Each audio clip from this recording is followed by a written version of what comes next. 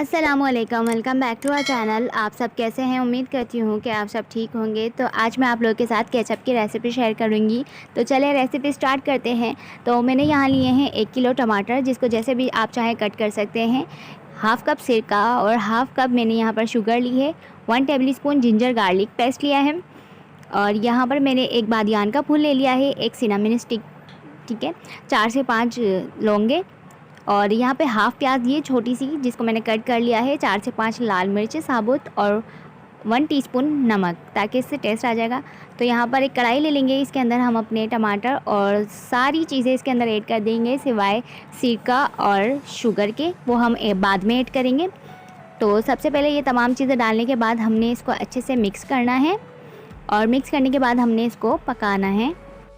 अगर आपको ज़्यादा स्पाइसेस पसंद हो तो आप इसके अंदर कुटी हुई लाल मिर्चें भी ऐड कर सकते हैं, लेकिन यहाँ पर मैंने बस इतनी ही रखनी है।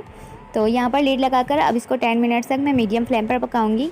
तो 10 मिनट्स भी हो चुके हैं, हमारे टमाटर भी अच्छे से गल चुके हैं। तो ये जो सिनामन स्टिक्स और लौंग और बादियान के जो फूल था वो मैं इसके अंदर से निकाल लूँगी और इसको अच्छे से ग्राइंड कर लूँगी।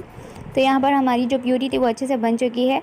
तो एक बाउल ले लेंगे और एक बाउल के ऊपर हम एक छन्नी रख लेंगे और इसके ऊपर हम अपनी प्यूरी को छान लेंगे, ताकि जो हमारी जो इसके टमाटर के बीज होते हैं वो अलग से रिमूव कर लें। तो इसको आप ज़ाया नहीं कीजिए, आप किसी भी सालन के अंदर इसको यूज़ कर सकते हैं। तो आप कोई भी चीज़ को वेस्ट नहीं कीजिए, बिल्कुल इसी तरीके से कीजिए जिस तरह मैं आपको बता रही हूँ। तो आपका केचप बहुत मज़ेदार बनेगा। और यहाँ पर जो हमारे पास प्यूरी आई है, अब इसको हम एक कढ़ाई के अंदर शिफ्ट कर देंगे और इसको अच्छे से पकने देंगे 5 मिनट्स के लिए। तेज़ आंच पर हमने इसको पकाना है। तो यहाँ पर 5 मिनट हो चुके हैं। तो इसके अंदर अब मैं सिरका ऐड कर दूँगी, और सिरका ऐड करने के बाद इसको अच्छे से चम्मच चलाना है। और 5 मिनट हो चुके हैं, हमने सिरका ऐड किया था।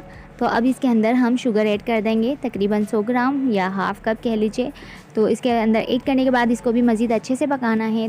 तकरीबन 10 मिनट मैंने इसको तेज़ आंच पे पकाया है। और यहाँ पर अब चेक कर रही हूँ कि हमारा केचप रेडी है। तो एक कांच की प्लेट ले ली है, जिसके अंदर मैंने लाइन ड्रॉ की है, और लाइन बिल्कुल अच्छे से ड्रॉ हो चुकी थी। तो इट मीन्स कि हमारा केचप रेडी हो चुका है।